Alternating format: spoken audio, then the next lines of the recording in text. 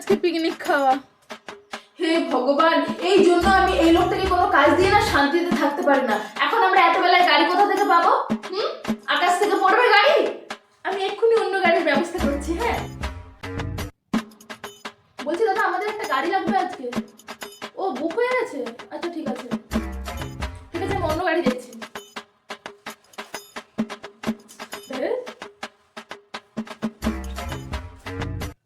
কেউ একটু সময়ে ফোন যদি ধরে।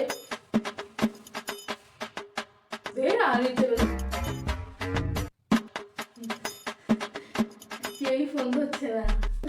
হয়ে গেল পিকনিক। ঘরে তুমি আলু সিদ্ধ ভাত বসাও, আমি আজকে একটা রান্নাও করতে পারবো না।